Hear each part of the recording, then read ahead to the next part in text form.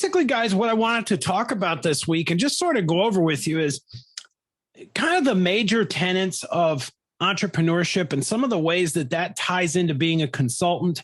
I'm going to wrap together kind of several different topics and sort of we're going to cover them all holistically, right? Because running a business in this industry, when you're talking about, I had a funny thing happen to me recently. I was talking to a consultant. I was talking with somebody that goes out there, does sales of the same services you guys sell. This is for, somebody that's a competitor, but he's a person that's doing this. And he didn't know what Flash was. He knew what it was, the technology, but he had no idea there used to be websites built with Flash. Younger guy, but it made me realize he's an excellent consultant. And this kind of goes into what you said, Tom. Lots of stuff comes along and goes, but what remains is really knowing what you need, not knowing the specific technical things that underpin what you sell, but knowing the way in which you're going to apply them. And we're going to cover some things related to that and related to sales.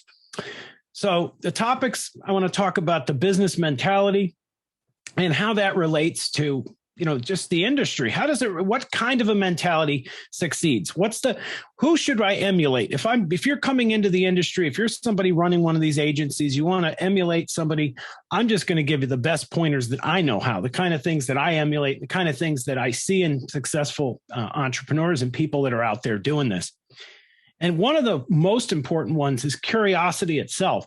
You have to have a curious mentality. And Tom, I think you're probably the most curious guy, and I fully mean this, one of the most curious guys. When something comes along in business, you guys don't know I'm like this. I do. Something comes along, you hears about a new technology, hears about something passing. He's the first guy that rushes out and Googles it, researches it, tears it apart, and comes back and tells you all about it. And that curiosity, honestly, I think is more important than almost anything else. You have to have that mentality and you have to cultivate it sometimes in yourself. It doesn't mean that you have to study every technical new thing that comes along or every change, not at all.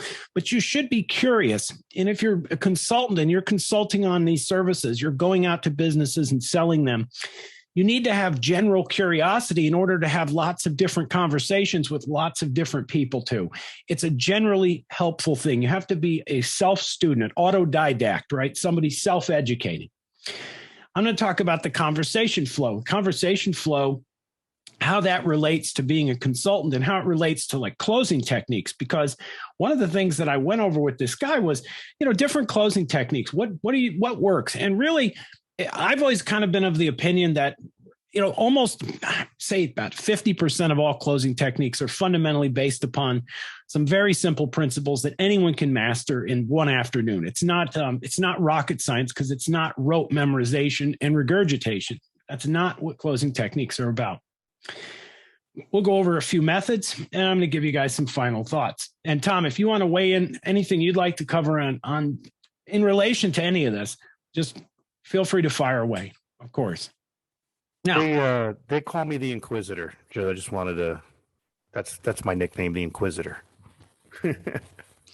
Well, yeah, but that's a good nickname because listen, I tell you, through the years, you spot problems before they begin because of that curiosity, because you have that mentality. And it's a very, very important part of the successful profile. I think it's the first thing I put here because I think it's the most important part. And we're entrepreneurs. We've started lots of businesses. And if you listen to us, we're always talking about things that we've seen in the news, not negative stuff, not, political stuff. We're usually talking about the new technologies, the new kinds of things that are coming down the line that are going to affect all of us. And they're going to have a real impact on us in our industry. And that's important. Curiosity, being hardworking, just how you look at launching a business, the basic fundamental rubrics, of how you look at it. When you work a job, and I've said this many times, and I've said it, some of you guys have probably heard me say this a bunch of times through the years, and that's that people are conditioned, right? There's a little bit of Pavlov in all of us, right? We all go through the conditioning of life. And one of the things people get conditioned into is looking at work as though, I've got to separate my life from my work. And if there's any overlap, that's terrible. But that's completely backwards. It's one of the most backward things I think people learn in life. Business, flows right into your life. When you're running a business, the business is your life. You don't feel like you're at work when you're at your business. You feel like you're at home because it is your home, because the two are synonymous with one another. I've witnessed this for every industry, every type of business. The minute that business becomes something toxic that you want to separate from yourself, you have a job. You're not in business. When you're in business, you're doing what you like, you're being passionate, and you're pursuing your goals. And I'm not saying every day is Christmas, every day is great, because it's not that case at all. You're going to deal with lots of problems, lots of adversity, lots of challenges, but your business is where you start from.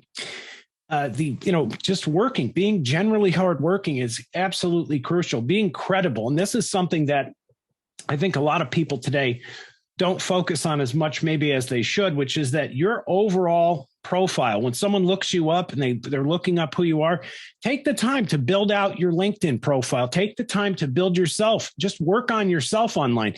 Be credible. There's no reason that any of you can't, do some blogging, that you can't do the things you need to do to make yourself appear more credible, going to local Chamber of Commerce meetings, going to Better Business Bureau meetings, going to events, trade shows, home shows. And I know during COVID, a lot of this stuff wasn't accessible. And in the future, it may not be as accessible, but being credible generally, and also not answering with BS ever. If you have to completely paper over something because you don't know it at all, you're supposed to just say, I don't know that, because that's not my function. I'm not a technical person.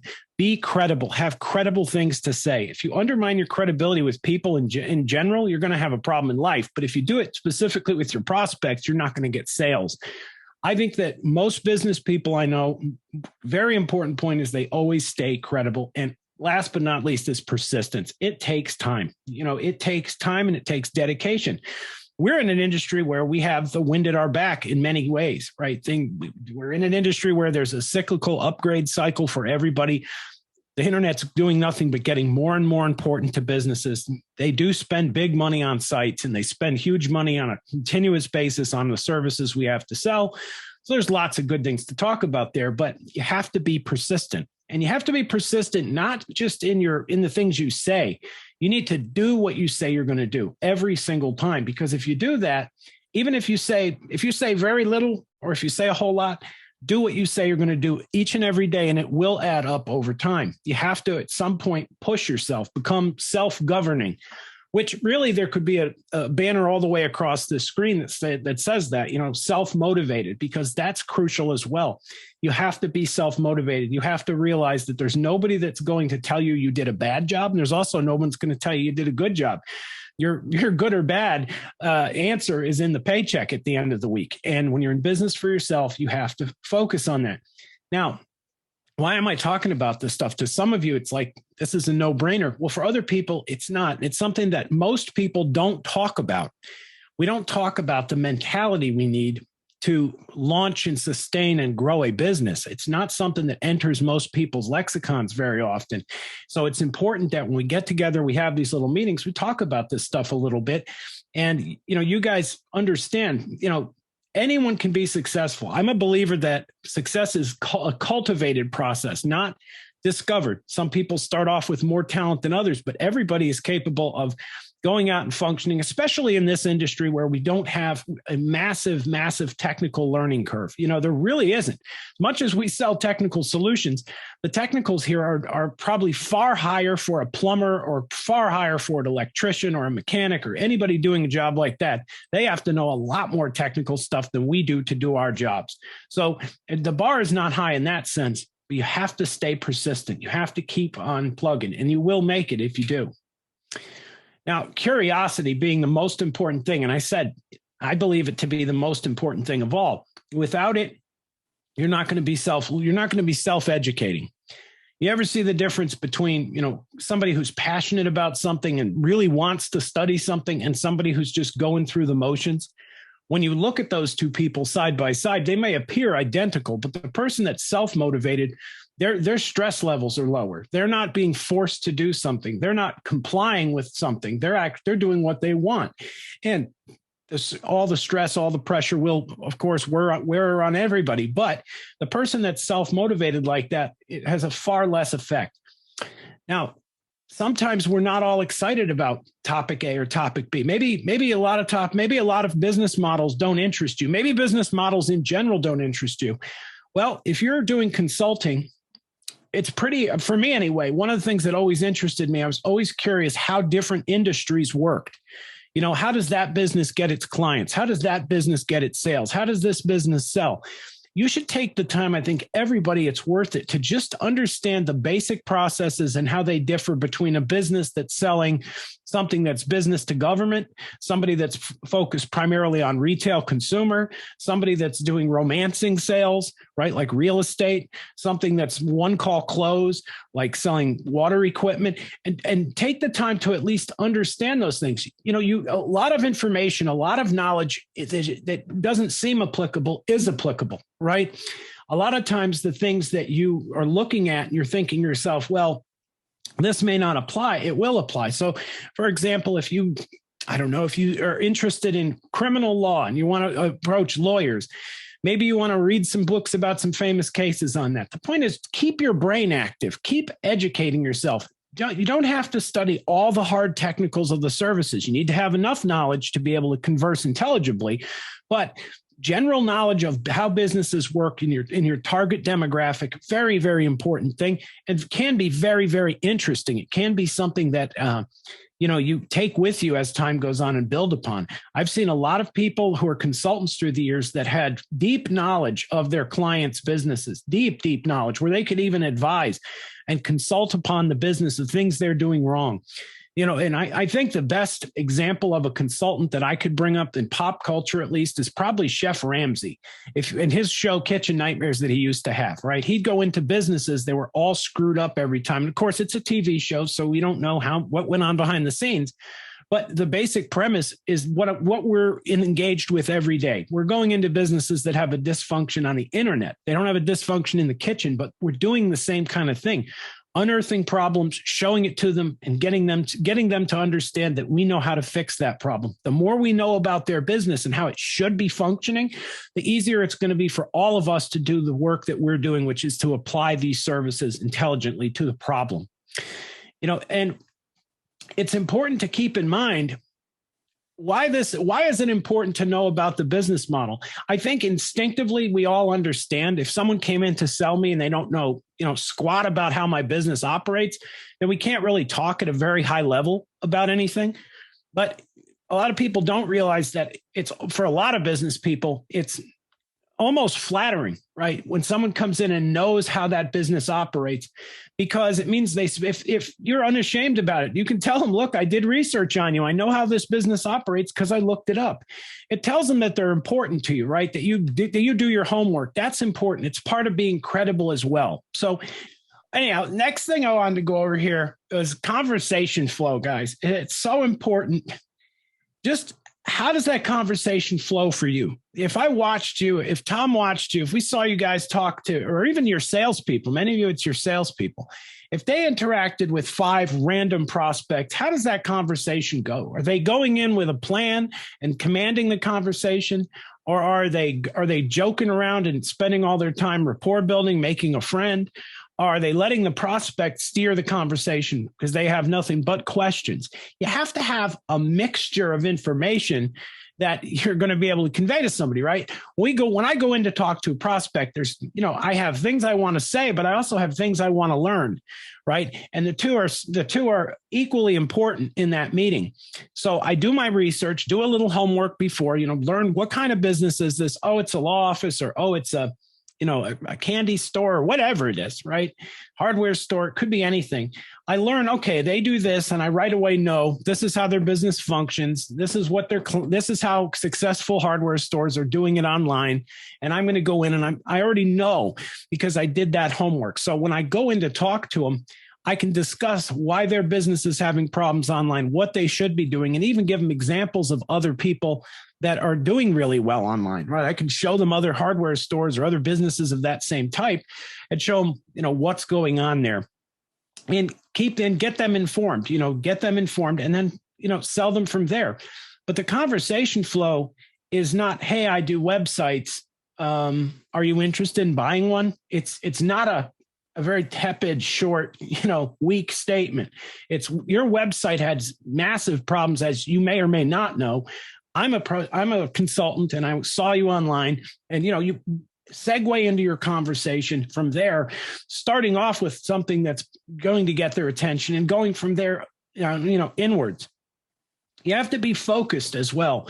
If you veer off topic all the time, I see this a lot of the time. And this is actually, it's central to various sales systems. And some you may be familiar with, which is controlling, how much time is spent on rapport building and how much time is spent focused on closing and how much time is spent.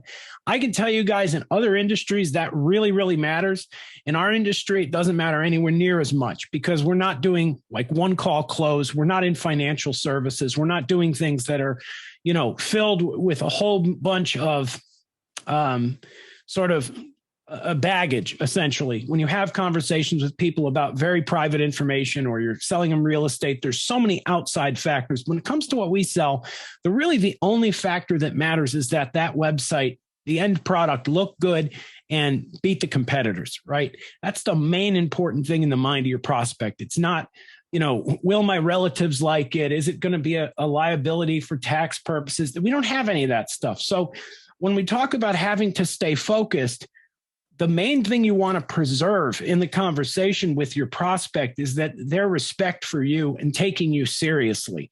So, because the minute that they start looking at you like, well, I'll shop around, I'm not interested. No, I don't have a real problem. They've got to believe what you're saying, and they will because it's truth, but you have to show it to them at the same time. So you have to spend your time focused a little bit, on that area of the pain points, the thing that's going to get them attention. We're going to make money online. We're going to stop the bleeding. You're currently losing customers, the main points.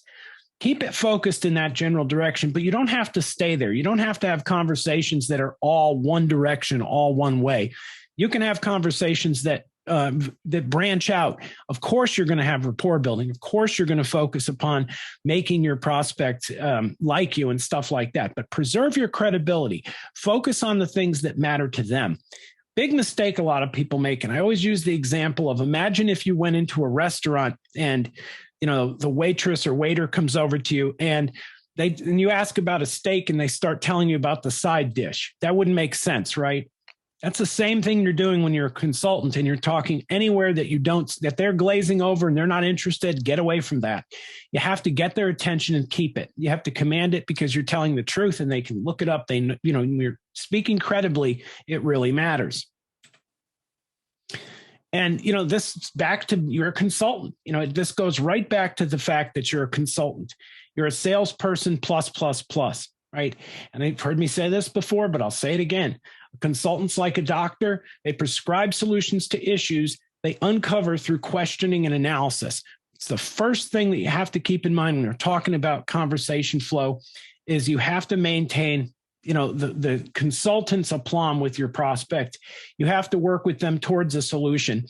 They're going to buy in. If they're going to spend money with you, they're going to spend money with you because they trust the outcome you're going to deliver for them is where you need to be. This is an outcomes-based sale, right? The outcome is all that matters in the sales process with us or with anybody in the industry we're in. The consultant's role, always maintain your plum, always make sure that you're not overly technically burdening your prospect because they're in a different industry than you. A lot of what you say is going to go in one ear, out the other, even in the best possible situation. Even when a technical person, and I'll go back to me and Tom, even when a technical person goes and tries to sell us software or tries to sell, software or sell us something technical in general, that sale can be overly technical because my mind doesn't, in that 20-minute, sales pitch or hour-long sales pitch, I don't remember and somehow understand every single technical thing that the consultant throws at me. Not at all. So even the best scenario, you're going to get glaze over. You have to stay focused on the things that matter. So look out for them, understand that role, understand the outcome is what matters. And, credibility, I said it here again, it is the ultimate barrier that you face in any technical job, any technical sales job or technical job where you're being a consultant. It's always going to be credibility is the barrier. And the way to gain credibility, research, Do your homework, focus on your clients, focus on your prospects. Just a few minutes sitting there and doing basic research on what's publicly out there on Google about most businesses tells you volumes and gives you enough information to have a really meaningful conversation. Can I jump in here for a second? Absolutely. Yeah, I mean, that's a great point that he made there. No, it's not only knowing your client, it's knowing your client's competitors on top of it, Yep. right? Taking a look at how they look online, right? What does their social media look like, right? Are they advertising? Can they be found, with a search based on some keywords on Google? Knowing the competition is really great because it could take you to the next level with the client. It really can. It just shows that you've done your homework and especially if you're running the online presence report and you're adding the competitors there and exactly how the competition is beating your client, right? How they stack up against the competition. Very important to bring that to light, because if the competitor, and most, I would say, probably, I don't know, I don't want to put a number on it, but if the competition is doing the right thing, it's more fuel for any consultant, any agency owner, salesperson to bring that information to light, right? And show them like, hey, look at them. They have more reviews than your business does. That's taking away from, they're taking a big slice of that pie, or they're posting every day on social media. They have a great social media presence. It's always great. I mean, you don't have to go crazy. It could be maybe 1 or 2 or 3 competitors, but it's always great to, take a look at the competition, because that, some of these competitors will set the bar pretty high, and you'll get their attention. You'll get their attention with that. Business people are all, and this, small business people are all focused on their competitors. They all are. I've never met a business person that cared about their business that didn't care if a competitor was doing better than they were. And if you show them that they look like their front teeth are knocked out on the internet, you're going to get their attention. You show them what the sterling veneers of the other guy are look 100%. Bigger corporations, of course they care. It's on a different level, but it really affects the small business owner when they see that the competition looks better than they do online. They have a better looking website. A simple service like offering a website, looking at the competitor's website, showing that to your prospect. That right there can help you close immediately. Wow. Yeah. Wow. Their website's really nice. I want my website to look like that. I want a better website even. And it goes from there. Anyway, that's my, 2 Absolutely. cents. Absolutely. And you'll run into this all the time. The next thing I wanted to talk about here is the robotics. Don't look, I've taught closing techniques in the past, and I've talked about a lot of different closing techniques. And I notice people learn differently, right? Everybody learns differently. I learned really well by doing. I learned very well when I was younger, going out and one of my first jobs was a sales job, knocking doors and doing one call close selling. And I learned a lot that way. One thing I learned is never to be robotic. It doesn't matter that you use the pitch perfectly or you use the closing technique perfectly. It doesn't matter because you're not a telemarketer. Your job is not to memorize a script and regurgitate it over and over again. Your prospects are all individuals. All their businesses are individuals. The closing technique you choose to use doesn't have to be robotic. And in fact, if you try to apply robotic type closing techniques where you're stiff, you don't know how you're coming off and you're pitching, it's no good. It's not a route to sales.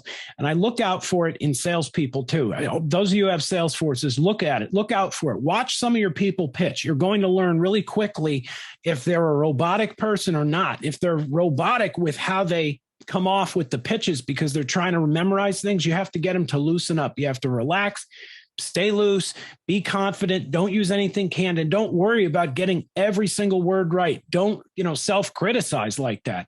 If you get yourself all flustered and worked up like that, you're going to have a problem. So what I advise people to do is take, one basics, and I go into this in the next slide, right? And I'm going to jump ahead here. Take the basics just the basics, the feel, felt, found principle, right? That simple principle used a million ways. This is one of the absolute basics. And the way it works is like this. Say that I'm trying to close Tom here on buying a car, right? And he just flat out says, no, man, I don't want to buy it. Come on. What do I say at that point? Have a nice day? No. I say, listen, I understand, Tom. I get how you feel. I get it. You don't feel like buying this car because, hey, we rush through things. But I'll tell you, if you just give me 10 minutes, I'm going to show you that I have shown this to a lot of other people. What they found when they heard about the engine in this thing and the transmission and this and that is that it was incredibly different than they thought, and they changed their mind. So just listen to me here, and it'll keep you talking. That simple principle, in my mind, is more important and central to sales than all the rote memorization of closing techniques you could do. You really only need to memorize. If you're going to memorize anything, you don't memorize it, but understand the principle behind the assumptive close, right? The assumptive close is basically where you reach the point where you're done with your presentation and you have a contract ready and you say, hey, we'll just sign here and move right ahead, right? You assume the close. There are a million variations upon the assumptive close, like lots of them combined with various techniques that use triples, right? There's lots of techniques where you go through things 1, 2, 3, 1, 2, 3, and you go through the techniques like that. But they're all assumptive. At the basis of it is the assumptive close and the feel, felt, found principle. And if you understand those two things, just how to keep talking in the face of rejection is basically all feel, felt, found is, a way to buy yourself a little time and keep talking, because you're going to have to go for the close usually multiple times, right? It's not that you're one call closing people, but that's how it usually ends up. You're not going to, some people are just going to buy, of course, but you're probably going to have to talk people into it. And that means using the feel, felt, found principle. It's a simple little principle, can keep you talking. And if you have one assumptive close down, if you just understand the basic assumptive close, you can go ahead and keep talking and be flexible. Be flexible. So critical is to just always be a professional, always be friendly and be flexible. You're going to have, I don't know that two in my entire career, if two people I closed were ever the same. I don't know, because every single close has nuance to it. Every one of them's different. You have to go in with a positive attitude and just do your best, but don't get overly focused on technique. Don't get overly focused on all the technical stuff, or you start coming off like a robot. And when you do that, it's all over. Robotic salespeople don't sell in any industry. Got to get that out of there. Now, I'm done with the presentation, but I wanted to just go over just some final thoughts. And Tom, feel free to weigh in here, anytime you want. I'm here. I just want to encourage everybody to experiment and to not be afraid to try new things. Don't be afraid to inject yourself into your company. It's your business. Don't feel as though there's anything when it comes to sales or consulting that's etched in stone, because there's not. You're going to learn your own style as time goes on. You're going to have your own type of clients as time goes on. The key is to just be persistent and keep going after it every single day. Anyway, Tom, you want to? Yeah, I mean, that's. I when I'm on the phone with partners, or when I do these partner meetings, I always say the same thing. You have to not be scared of trying something different. It's okay. There are so many partners that came to me and said, you know what, Tom, I don't know what it is. I can't make a sale. And I would ask them, well, what are you, tell me give me your presentation. Tell me what you're saying to these people, give me some insight on exactly what it is, because obviously we're in a business that we offer a service that every business needs. And if they don't fix their online presence, they're in big trouble, right? We have that etched in stone. That's etched in stone, right? It's black and white. There's no way that someone could look you in the eye and tell you that they don't need to fix their online presence. That just doesn't make any logical sense at all, right? Especially the way things are nowadays. So they would give me their opening and what they would say to people, and I would listen to them and I'd be like, well, why don't you try it this way? Why? I remember I had an agency, and she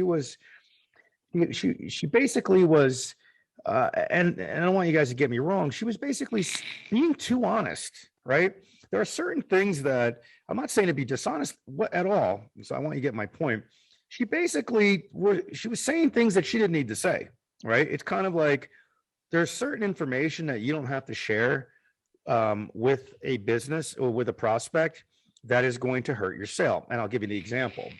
She was like, "Hey, I'm brand new in business. Can you take a chance on me?" You know, and I was like, "Well, why would you say that?" You know, it's kind of like not that many people are going to take a chance on you when they have all these businesses out there.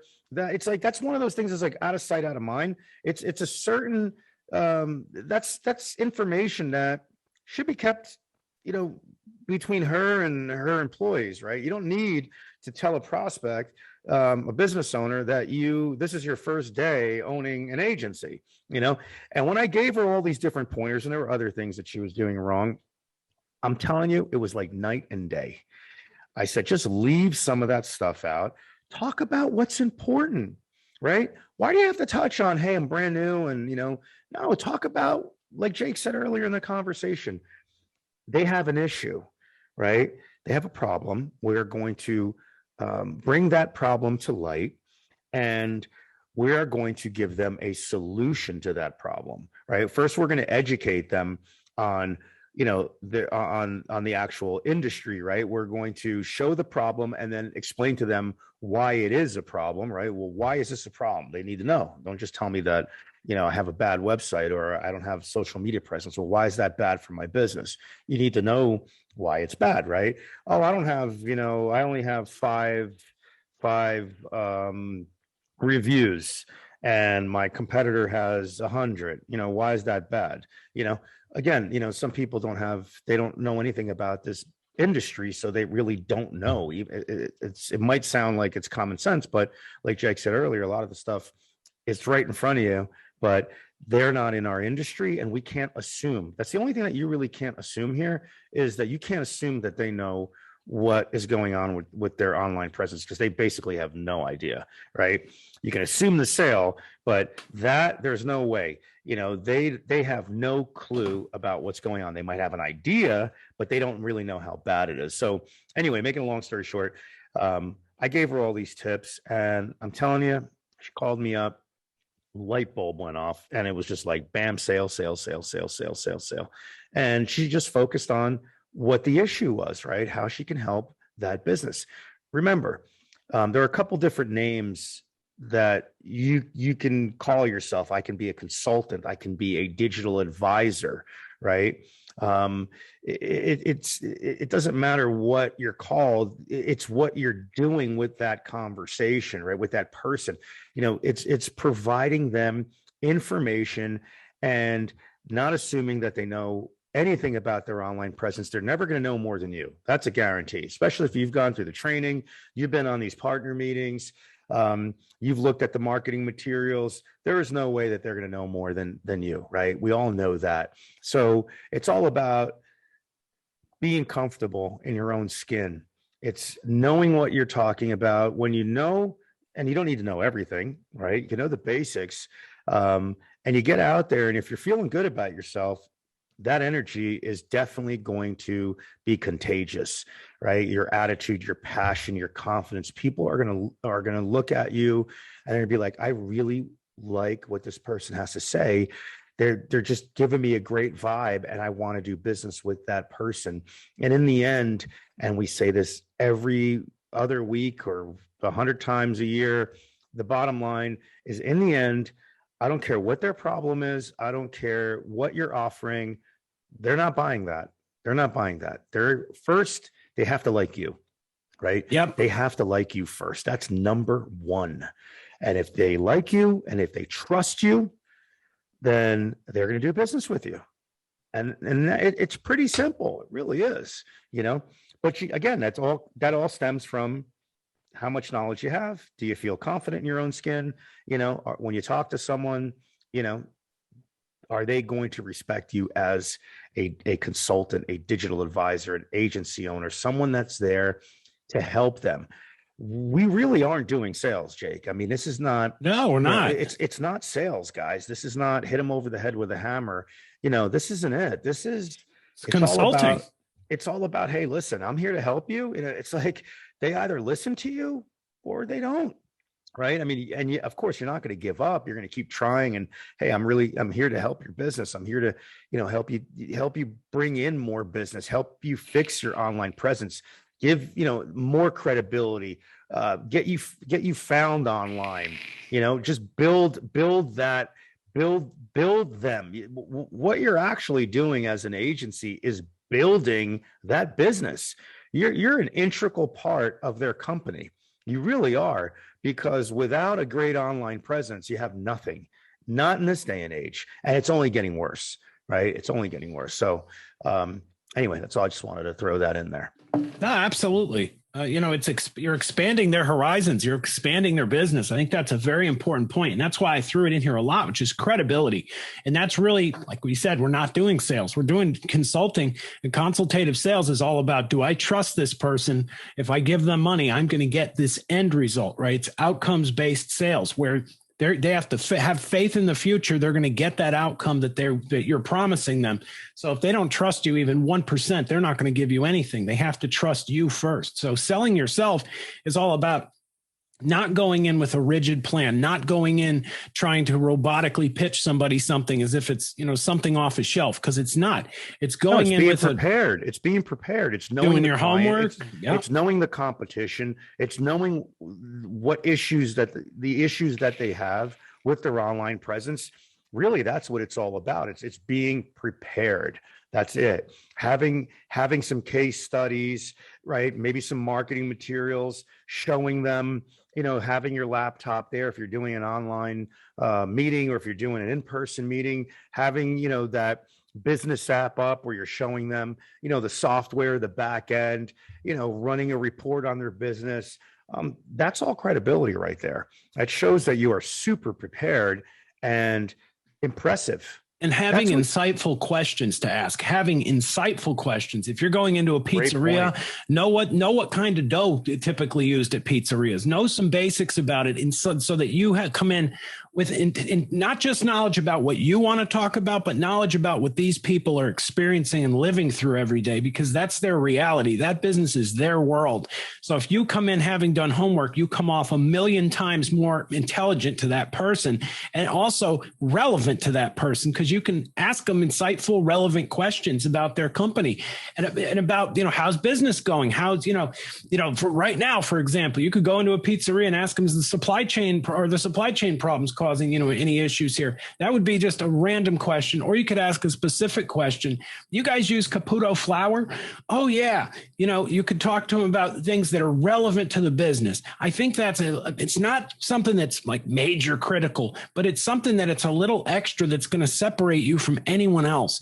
So if you want to go the extra mile and do it in an easy way, do your homework. Go and research. If you're going out to a law practice, understand the basics of the law. Understand the basics of a pizzeria. Just how the business model works, right? Business models are kind of fun and interesting to study, guys. We'll probably do some videos in the future on them, but it's something that you can learn a lot for your own edification, but you can also learn a lot and be a better consultant. Always preserve your credibility, always be confident, and get out there and sell, guys. You're doing a good job. I don't mean to knock how everyone's doing.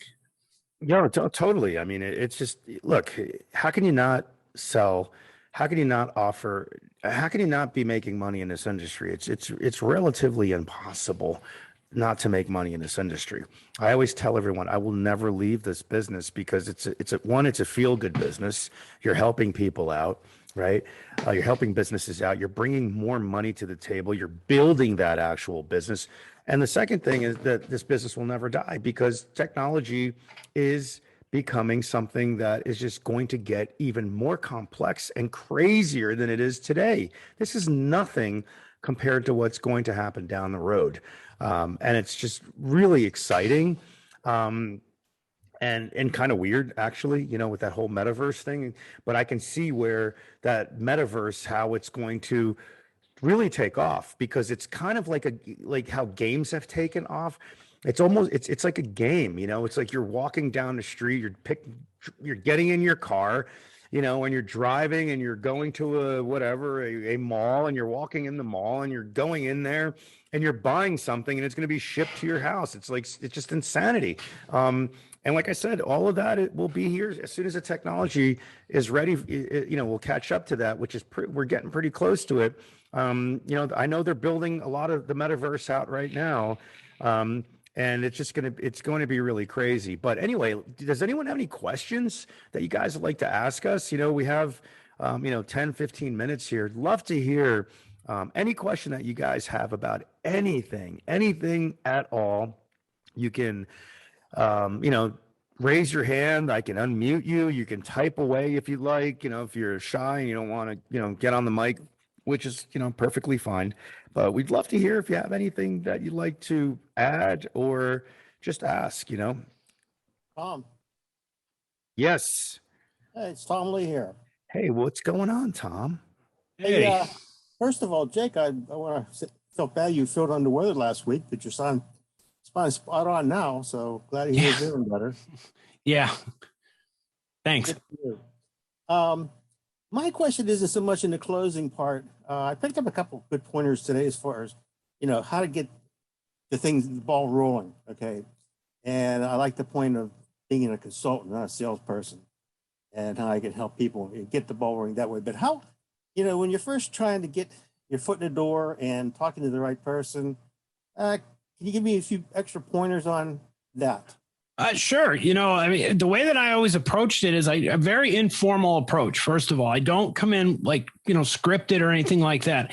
I always want to make sure I'm talking to either the business owner or some key decision maker. For example, if it were a small business, it could be their spouse. It could be a high level employee. It could be anyone who's a decision maker. I want to get somebody in there that can get me the attention of the actual key person.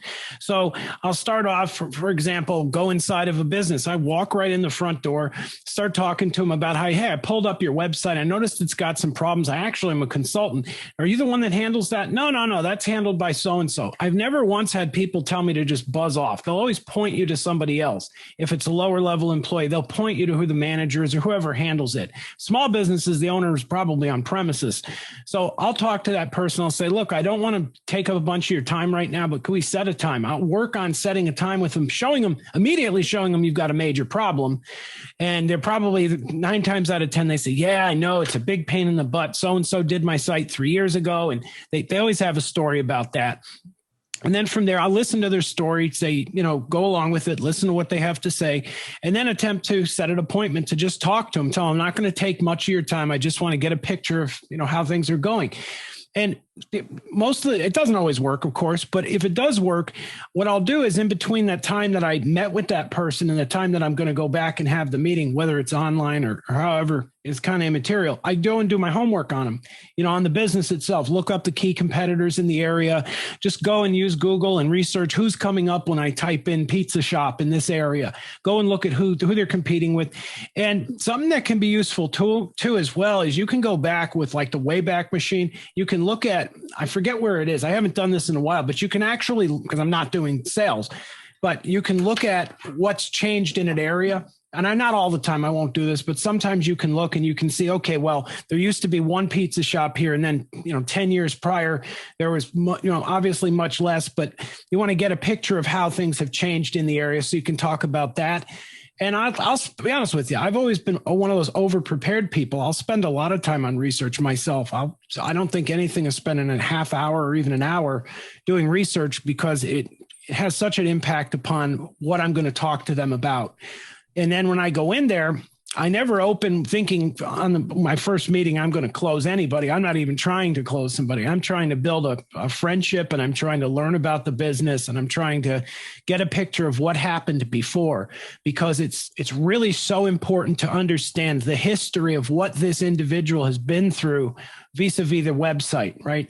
And a lot of people, there's different opinions. So some people will disagree, but I think it plays a major role in whether they're going to pull the trigger going with me or someone else, is spending the time to know they were scammed 3 times, or they had someone doing the site who's quit, or just getting a picture of what's gone on before. And then once I have that picture of what's gone on before, I can then, have a very strong presentation when we get to the point where we're talking about closing, because I can get out ahead of all the potential objections and nip them all in the bud in my presentation, right? For example, if I'm going to sit there and I'm going to talk with a business owner and I know they've been scammed, and the last website they really hated the graphics, and I know the one before that they really hated the content, or whatever it is, we do migrations 9 times out of 10, but whatever they didn't like, I'm going to get out in front of, and I'm going to say, it's going to be the best. We're going to take care of these problems, and here's why, and just walk them through it.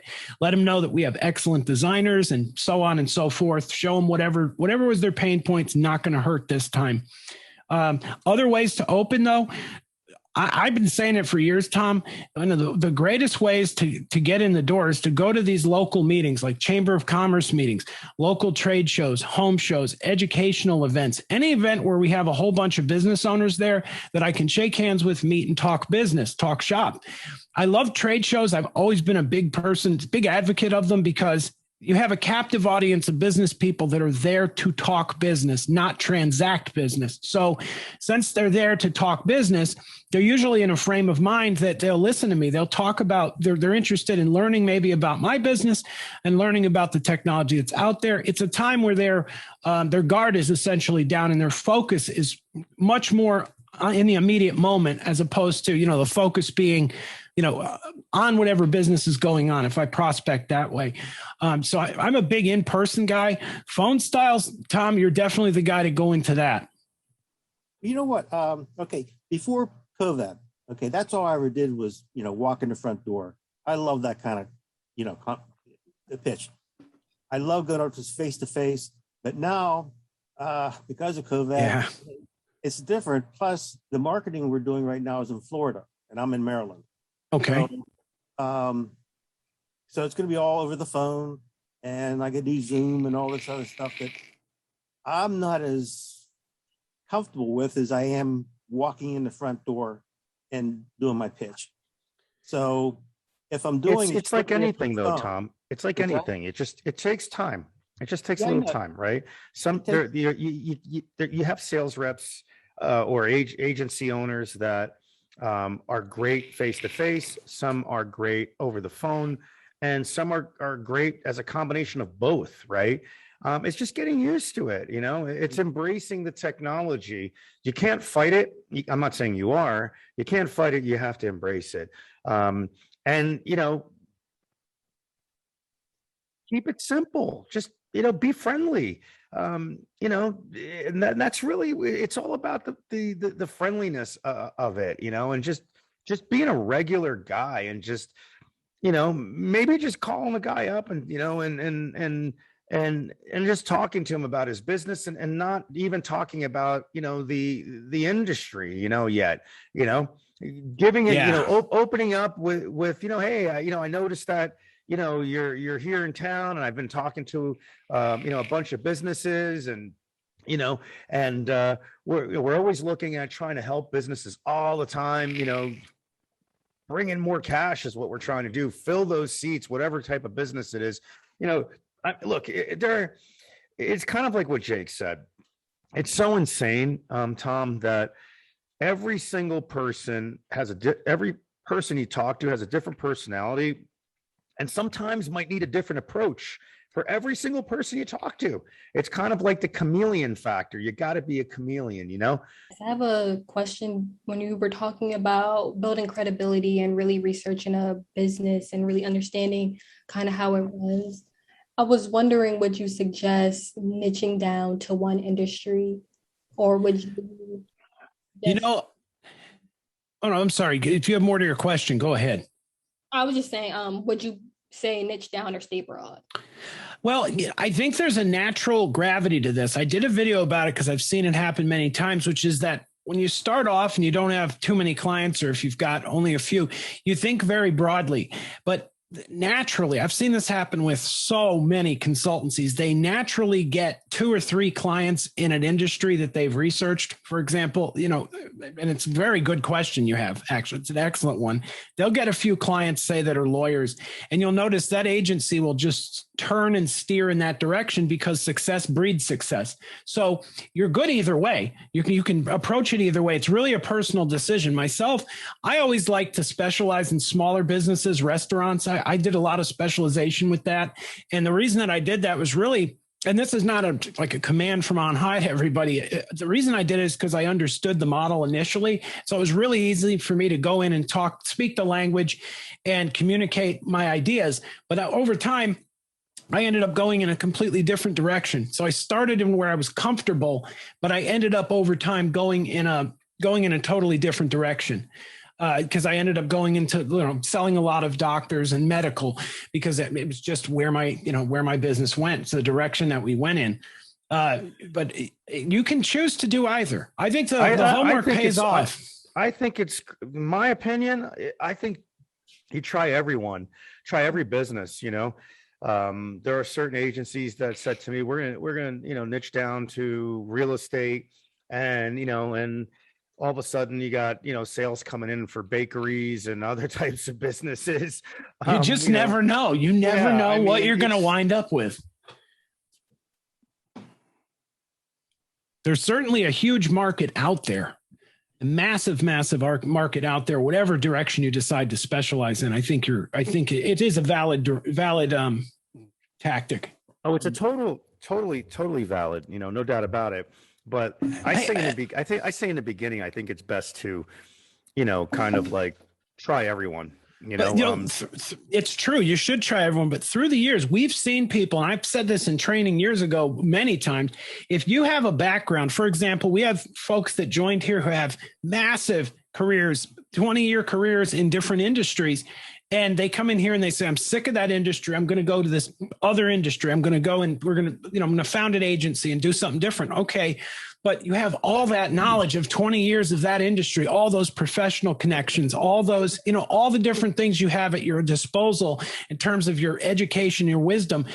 That if that's your situation, I tell you, absolutely. Initially, sell as many people in that industry that you know a lot about as you can. It's not going to count against your agency to have a whole ton of clients clustered in one area, not at all. And you could still wind up going in a different direction over time. But use the knowledge that you've accrued if you have it. Use everything to your advantage.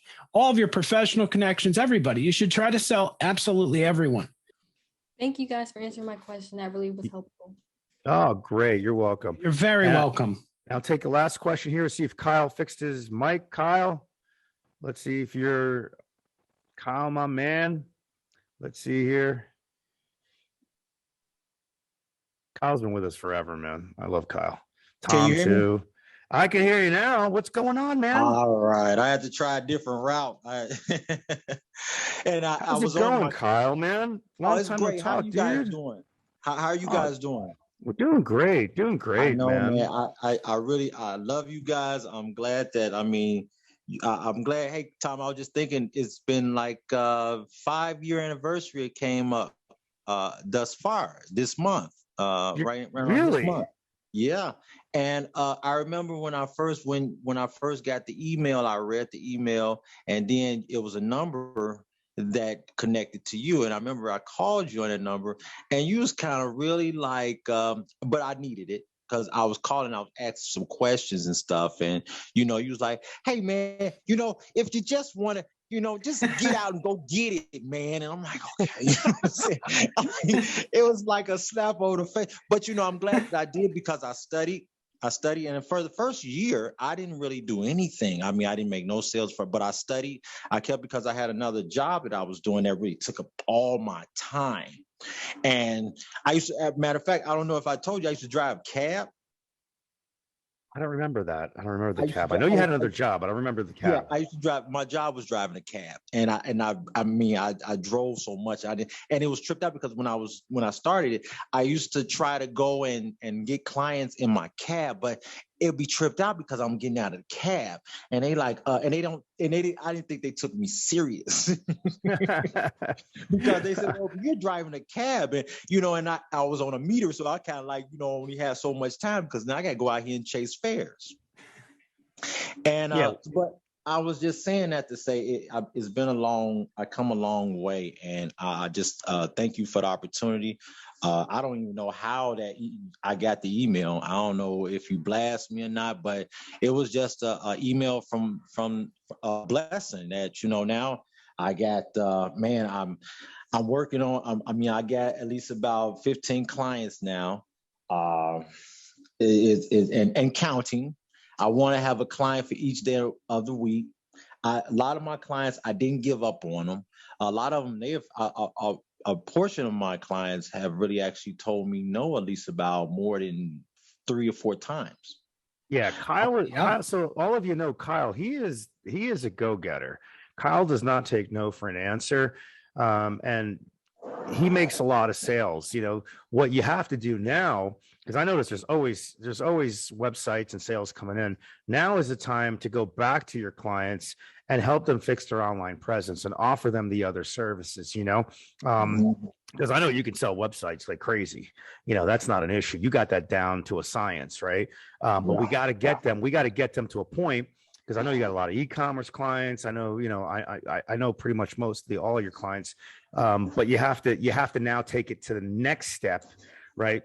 And really focus on bringing in the bacon for these guys, fixing their online presence, showing their competitors, like we talked about earlier in this conversation, getting that showing them, hey, this is what you look like online. You got a killer website, but you need social, you need reputation, you need, SEO.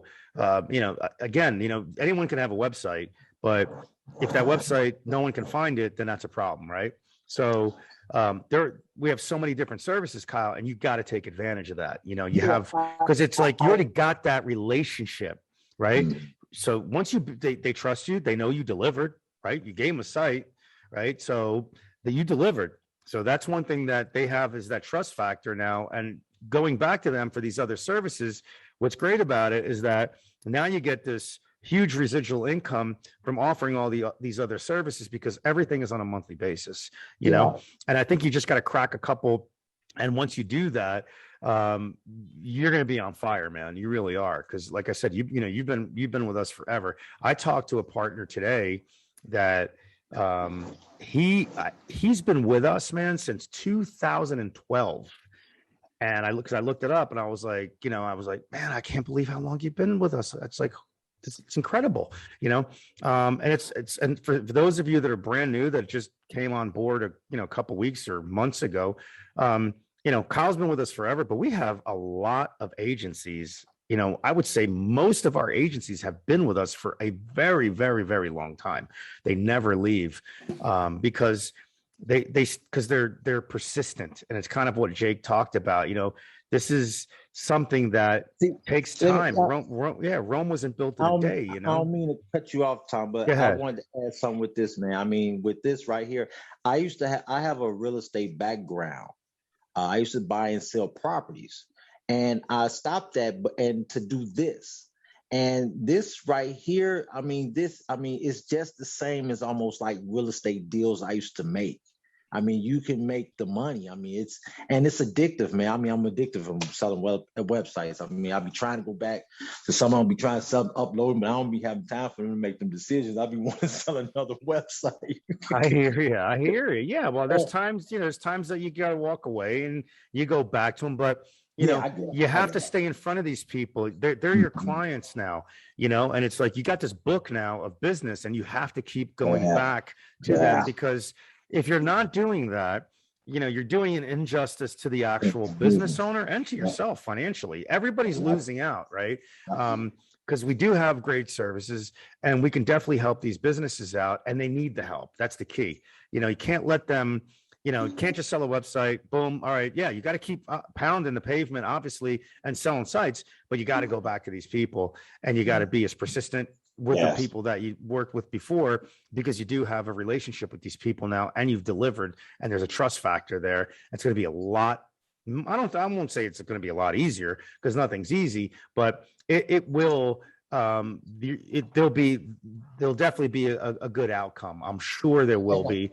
by doing that, you know. Yeah, I just and I was about to say I still get out. I don't really actually.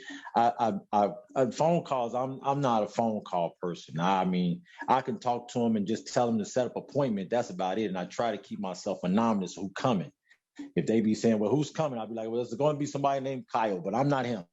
yeah, exactly. I mean, look at it, You know what I'm and saying? that's something that you learn. That's something that you learn from trial and error. You know, Yeah. that's exactly that. And It's a I want smart everyone- technique. That's a I want smart every- technique, though. I want everyone to Right. listen on this call because it's like, you know, listen to what he's saying because Kyle, he does sell. And that's a great, and he doesn't complicate things. He's cut and dry. He's to the point, you know, with his people. He takes control. I know that by, you know, overviewing the sites that he's sold. You know, he is total dominance of that client, meaning that he sets the expectations correctly, right? There is no miscommunication. Everything is done by the book, and his sites go up real quick, right, Kyle? I mean, there's some sites. Oh yeah. Oh, yeah. Sometimes you have clients that kind of, you know, drop the ball and they take a while, but I would say most of your clients, they're in and out, man. You know, you bring them on, we build a site, and it's done. It's quick. You know, I try to get them out within like 2 to 3 weeks if I can. I mean, it's depending on them. And even when they're when the ball's in their court, I'm still sweating them, letting them know, hey, listen, we got to get this out because see, and I have to always remind them too that $99. Well, everybody charge differently for different customers. I charge different monthly, but I let them know whatever you're paying monthly. That's going to start 90 days after this, you know, we signed this agreement. So we need to get this done before that. So, you know, and that's a very, you know, when you be straight up in front with these people, they'll play ball and they'll play ball where, you know, things that happen. Sometimes, you know, some of them, you know, are, you know, maybe a little difficult, but just still be professional, work with them and just be straight up with them. That's the only thing you can be. that's I it. mean, It's just tell the truth and just be Right. honest. And And there's then, no like, need. There's no need to BS anybody. when I was new, I didn't have no sites on my website, you know, to say that this is somebody local, you know, or somebody that we did a website, Stentorian Web, other than, you know, what is already on there. And, you know, I didn't really get into that. When people say, hey, have you did any sites? Oh, well, these are the sites we did. And I show them the ones that was already there, you know. Yeah, the templates. Yeah. With the templates, I showed them that. And then, you know, and I go through it. I just keep conversation going and don't keep them focusing on that because sometimes they'll keep focusing. Well, this is not, and, you know, just keep them focused. Show them that, hey, this is what we do. This is our thing. And then they say, well, how long have you been in business? Well, then, I mean, when I first started, I didn't have no time frame, but just by, you know, coming to the meetings and studying and knowing, you know, and meeting you guys, you've been in business for over 20 years. You started it back in the early 2000s. So I say, hey, my partner's we've been doing this for over 20 years now, 17 years or however years was back then, because now it's over 20 years now. But anyway, you know, you just be creative with these clients, and I'll be creative with them. I don't, like I say, I don't tell nothing that's going to discredit me. I just flow with it because Rocket Driver been out here for a while. So I mean, yeah. So I mean, that's my partner. So I'm not saying that I'm not telling them no, you know, story as far as my experience. No, not but I at said all. my It's partners. you have a whole team behind you. You have a Yeah. web design team, a social media team, an advertising team. You know, Yeah. that's the truth. That's the truth. Do you have to give the minute details? No, you don't have to. No. You know, you don't have to. It's none of their business. It's just like, hey, this is the credibility. You always got to set your credibility with them. Now you have all of this credibility. And there's certain things you don't even have to say anymore, because you got so much credibility now, you know. It's just in the beginning when everyone's first starting out, there are just certain things, like I said, they don't need to know the intricacies of our relationship. But of course, you can use us as not our name, of course, but hey, we've been in the business forever. You know, we've been doing this for a very long time, been doing sites for almost 20 years now. And the bottom line is we know the business inside and out, and we're going to help you build your brand, you know, and that's what we do. We build brands now. We used to build websites before. Now that's when we first started. We build websites. Now we build brands. And that's really what everyone needs to understand. We're building a brand here. And it's great. It's great to have you on the call, Kyle. It really is, man. You know, I'm glad so to awesome. be here. Great to Hey, see I'm you. gonna go ahead and drop off though. But thanks Right for on. having me, and I'm gonna try to get on them as much as possible. Sometimes I'll be missing them when you do have them because I'll be out in the field. So I made it my business because I missed the one last week. So I made it my business to be here because I wanted to get some new information. Other than I catch it on YouTube, but it's nothing like just sometimes just saying hi to you guys and just Oh, let I you love know it, man. how Love a you, great man. job you're doing. Tell all the developers I said what's up. They're doing a good job. Keep doing good work, and let's get this money. It's it. There you go. I love Kyle, man. Right on, man. Right on. All All right. right, y'all Well, take it easy now. have a great weekend, Kyle. Thank you so much. Have a good one, Everyone, man. listen, I want to thank everyone for being on the call. As you can see, Kyle's been with us forever, man. And that's really what Rocket Driver is all about. Once that little light bulb goes off and you got that formula, then you're ready to rock and roll. That's really what it's about. It just takes a little time for you to find your flow, right? For you to find what works and what doesn't work. And it's all about trial and error. So anyway, Jake, you got anything Great. last words to say? No. Anything? It was great. Great webinar. It was great speaking to everybody. Thank you all for being here. I appreciate the questions, and you're an excellent audience, and we'll talk to you next week. Take care. Bye-bye now.